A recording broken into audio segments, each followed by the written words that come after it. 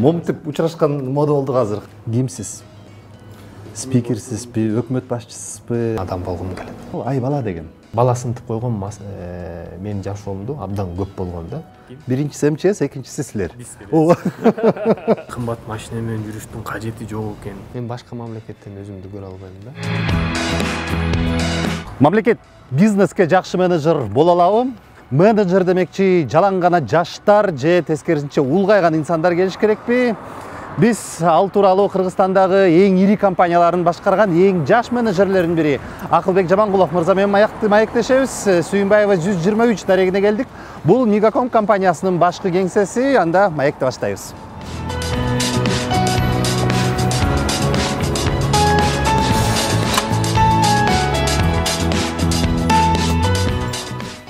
Ассаламу алейкум.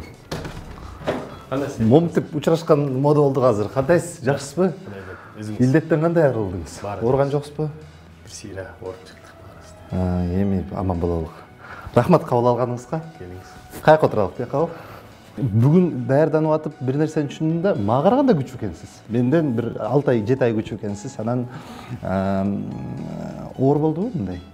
Кыргызстандын эң чоң ишканаларынын бирине башкаруучу болуп келип, 1500-1600 жамааттын үстүнө туруп башкарыш. Албетте, бул эми чоң жоопкерчилик да.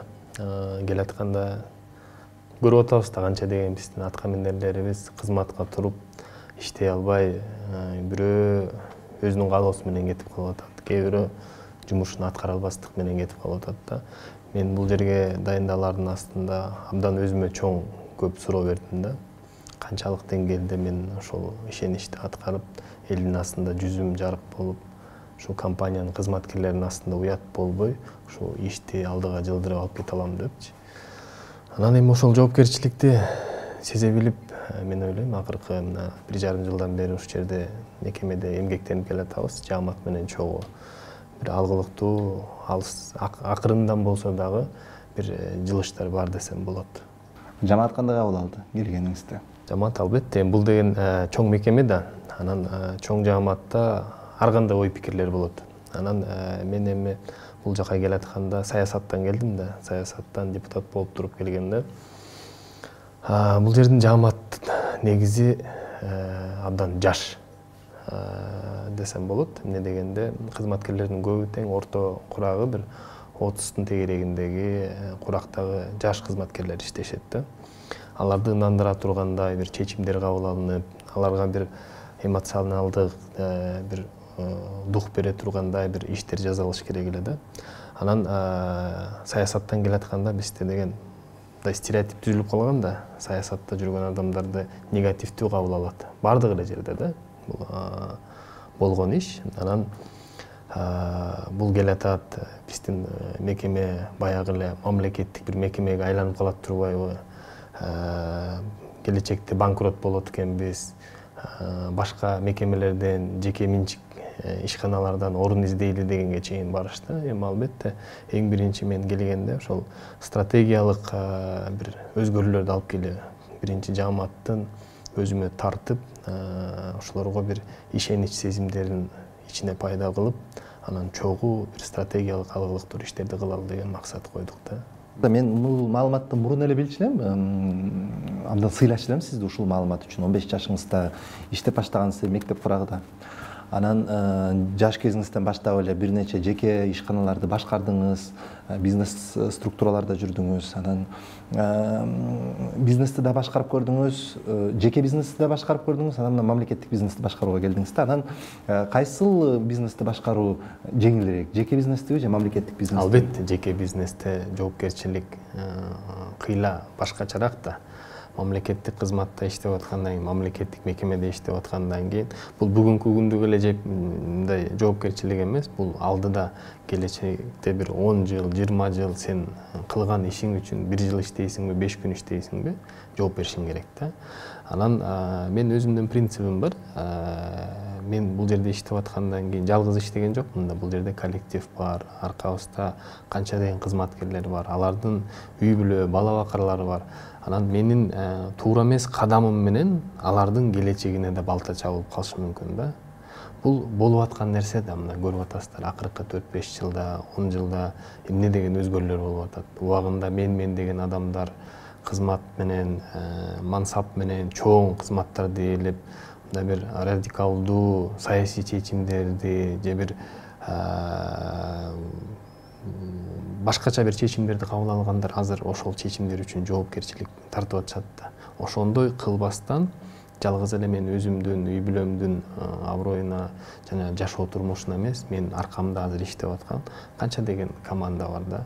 Ошол эле кызматкерлер, ошолордун уят кылбаш мен бул алдыңкы максатым деп эсептейм да. Бирок ал жеке бизнесте деле бар да, жеке бизнесте үй бүлөлөр турат. Жеке бизнесте деген мындай да, ал бирөөнүн менчиги да. Ал акчасын кандай сарптайт, ал өзү билет. Убагында салыкты туура төлө, мыйзамдарды бузба. Кичүүлүк жөнүндө ушул мындай жаш дейбиз, бирок баары деле кыргыз коомчулугунда жашайбыз да, анан улууларга урмат деген маселе бар да. Анан ушул жашыңыз мындай тоскоол болгон учурлар болобу? Ай бала деген. Мен 9-класстан баштап эле окуудан кийин эми бир толук кандуу иш болбосо дагы бир подработкаларга чыгып, акча кандай табылат экен, ошого мындай бир умтулгам да. Менчик компанияларда иштеп калдым, мамлекеттик компанияларда иштеп калдым, аэропортто иштедим, Агропрод корпорацияда. Анан ошондо абдан чоң тоскоолдуктар болду да.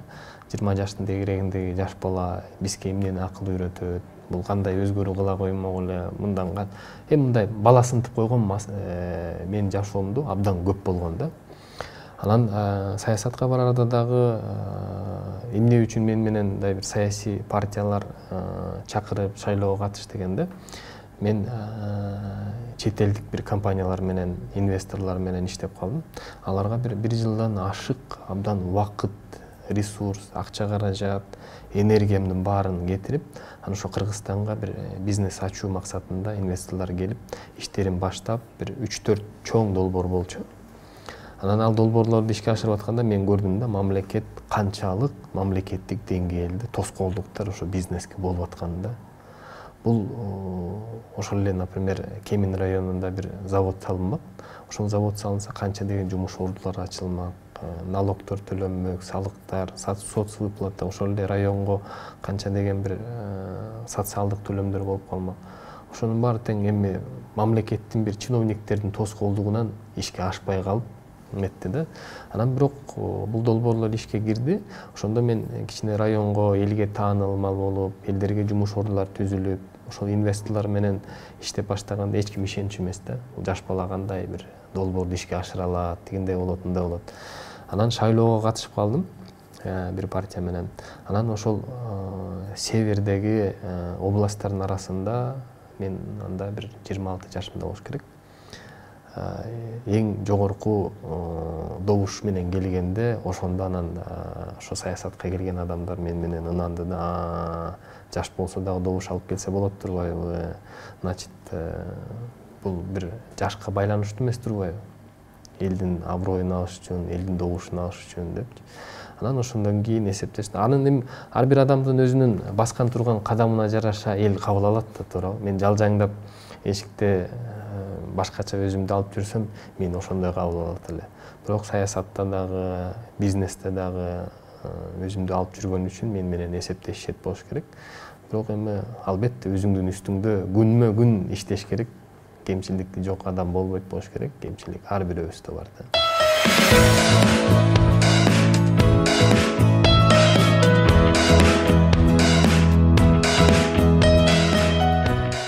Кимсиз? Спикерсизби, өкмөт башчысызбы? Адам болгум келет. Биринчиси МЧС, экинчиси силер. Кымбат машина менен жүрүштүн кажети жок экен. Мен башка мамлекеттен өзүмдү көрө албайм.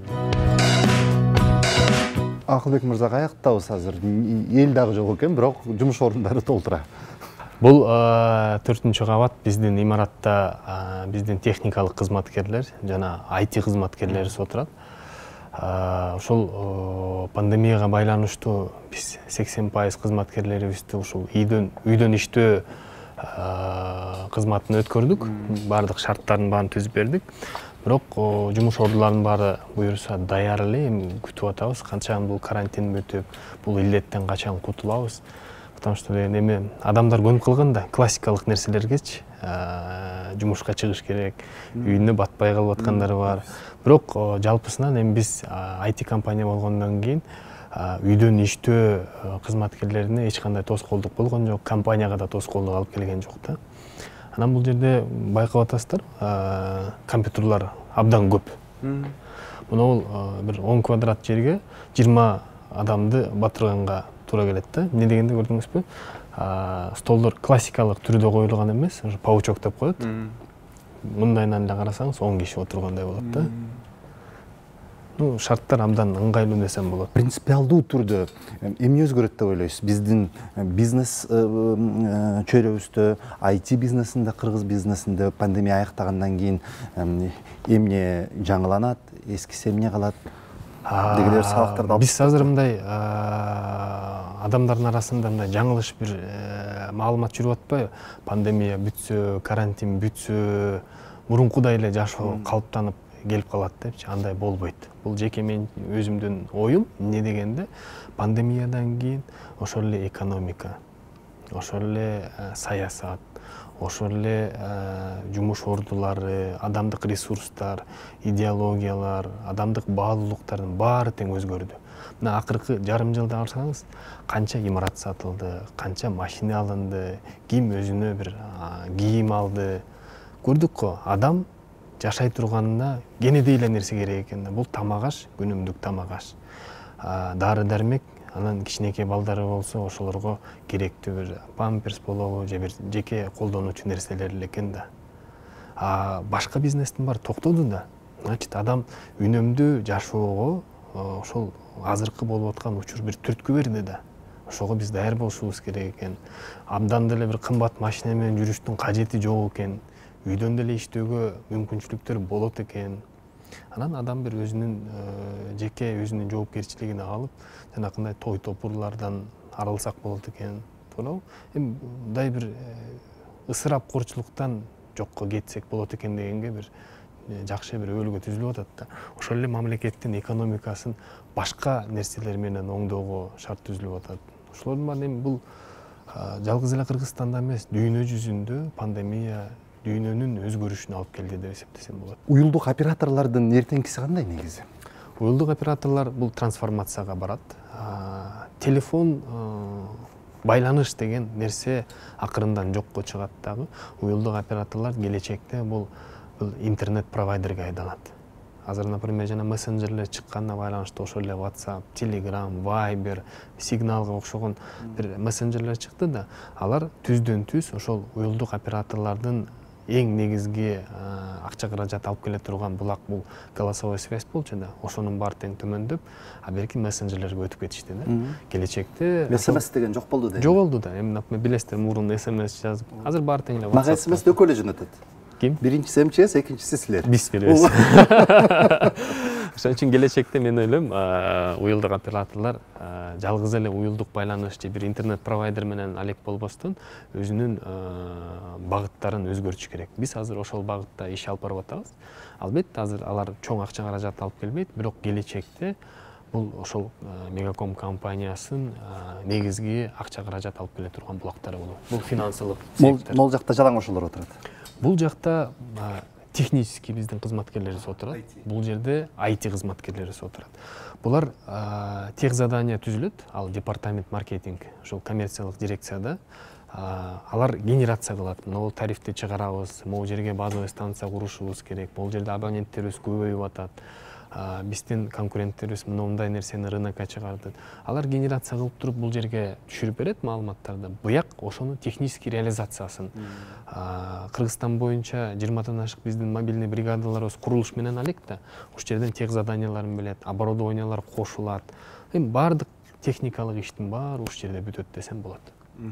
Анан келечекте эми мен жана айтып кетпедимби, Мегаком компаниясы жалгыз эле уюлдук оператор болбостон, биз азыртан баштап уже компаниябыздын келечекте кайсы багыт менен бараарын аныктай баштадык да. Бул финансылык сектор, ошол эле фискалдык сектор.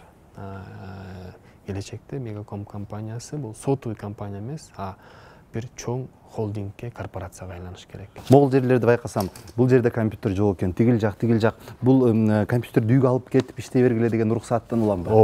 Ооба, потому что бардык эле кызматкерлерибиздин үйүндө ноутбуктары же стационардык компьютерлар жок. Анан кийин биз бул жерден складта болгон компьютерларыбызды акыркы эми 4-5 айдан бери эле биздин кызматкерлерибиздин көбү ошол 60-70% үйүнөн иштеп атышат. Айлыгы кыскардыбы? Айлык биздики башынан баштап айлык мындай берилбейт. Мына сенин айлыгың айына 20 000 сом, иштейсиңби, иштебейсиңби деп. Бизде деген базалык айлык болот. Анан система KPI деген бар да. Ар бир кызматкер канча жумуш аткарса, ошого жараша айлык алат. Анан биздин кызматкерлер алар ошол жумушту көбүрөөк алып, ошол жумушту итоговый отчет менен берип, айлыктын айдын аягында көбүрөөк айлык алганга алар наоборот аракет кылышат да. Бул эми бардык эле чоң корпорацияларда, жеке менчик компанияларда киргизилген KPI системасы. Топ менеджментте KPI менен айлык алабы? Албетте. Өзүңүз бардыгы. Меники да ошондой.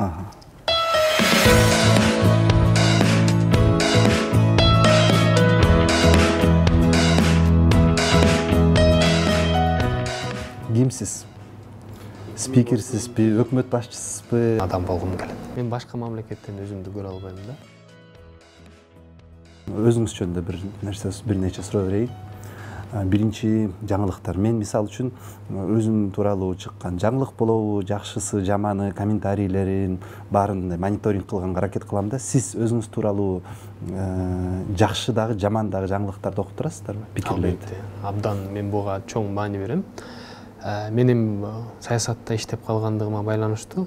Мен жана кээ бир адамдар буга даяр эмес адамдар абдан мындай өзүнө жакын кабыл алат да, ооруйт, өзүнүн психологиялык жагынан абдан катуу переносить этет да. Мен андай адам эмесмин. Мен ошол кемчиликтерди реалдуу жазылып атабы, кайсыдын может мен иштеп атканымдан же жеке мен өзүмдүн туура эмес кадамдарыманбы же иш аракеттерименби ошондон бир жыйынтык чыгарып оңдоо максатында мен иш алып барам да.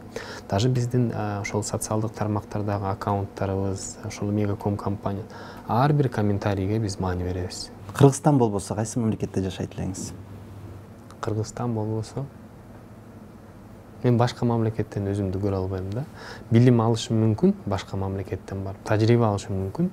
Бирок менин ата тегим, урпактарым, ата энем, бир туугандарым элим Кыргызстан болгондон кийин эртеңки күнү сөөгүм ушу Кыргызстанда коюлсун деген бир өзүмдүн эмем бар да, оюм бар. Балдарга эркиндик бересизби же балдарга байлайсызбы?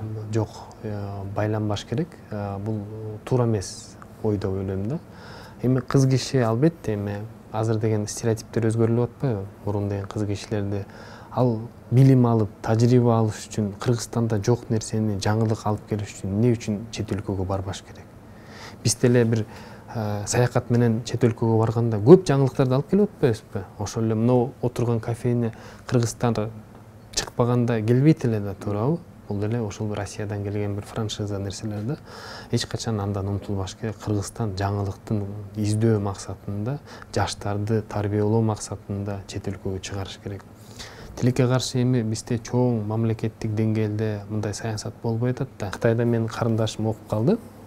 Анан ал айтат, Кыргызстандан биздин ошол Пекиндеги бир университетте окуп калышыптыр. Кыргызстандан бир 20га жакын студенттер окуйбуз дейт. Тажикстандан бир 100дөн ашык студент окуйт экен. Казакстандан 800гө жакын студент окуйт экен. Бул да көрсөткүч да. Азыр алар эч нерсе өзгөртпөйт, бирок ошол чоң тажрыйба алып аткан, билим алып аткан, бир башка бир саясат алып аткандар, алар чоң кызматтарга келгенде алардын көз карашы, алардын жумушка болгон баскан турганы, кадамдары вообще башкача болот да. Алар менен кантип биздин мамлекет таймашалат? Андай кадрлар менен. Бизде деле мына IT специалисттерибиз бар, же ошо маркетингде иштеп келген. Кыргызстанда иштеп, дагы тажрыйбасы пикке жеткен. Анын айлыгы, бир 10 000 сом деп коебуз. Ошол эле биздин кызматкерибиз Турциядан, Лондондон окуп келген кызматкерлерибиз. Алардын айлыгы 100 000 сом. 10 эсе көбүрөөк айлык алат. Ал эмне үчүн? Жакшы адам үчүн эмес. Ал тажрыйбасы, ан сезими, жумушка болгон билимдиги башкалыктан болгон үчүн ошондой. Ошон үчүн биз келечекте жаштарыбызды билим алуу тармагына, тажрыйба алуу тармагына чет өлкөгө чыгарышыбыз керек. Акылбек мырза, мындай стереотип бар да биздечи, мамлекет жакшы менеджер эмес деген. Бул стереотипти биз сындырышыбыз керек да, туурабы? Бизде стереотип акыркы 20 жылда калыптанып калды да. Кыргызстан эч качан оңолбойт, ушундай жашоодо турмуш курабыз деп. Андай болбош керек да, туурабы? Кыргызстан оңолуш керек. Мамлекеттик мекемелер, мамлекет эффективдүү менеджер болуш керек. Буга үлгү катары эле мына ошол эле Белоруссияны алыңыз, Өзбекстанды алыңыз, Россияны алыңыз. Мен алыскы Европа мамлекеттерин айткым келбейт. Ал жерде Казакстанда деле чоң корпорациялар, холдингдер, мамлекет жакшынакай башкарып, мамлекетке киреше алып келип атат, стратегиялык чоң мааниге ээ мекемелер иштеп атат. Жакшынакай иштеп атышпайбы, туурабы? Жок, бизде жок да андай учур. Кылышыбыз керек да. Бизде керек болсо ГЧПлар дагы жакшы болбой кетип атпайбы? Эми ГЧП бизде болуп көргөн эмес. ГЧП бир эки эле проект Кыргызстан боюнча. Эми ал деле ГЧП деп деле айтканга болбойт да, жеке менчик. Мамлекет эффективдүү менеджер болот дегенге мен ишенем. Биринчиден, эч качан бир адамга мекеме байланбаш керек. Мен жеке оюм. Анан пилоттуу түрдө өкмөт бир чоң бир кадамга барыш керек да. Мекеме мамлекетте калыш керек, бирок ошол мекемени долгосрочный, краткосрочный, среднесрочный деген бир долбоорлор бар да. Ошону башкарууга бериш керек. Коркпой бериш керек. Аутсорско бериш керек. Ал башкаруу дегенде эмне? Ал мамлекетке бир бекитилген жыл сайын киреше алып келет. Экинчиден, ошол 5 жылдын ичинде ошол компанияга мынча акча каражат инвестиция кылам дейт.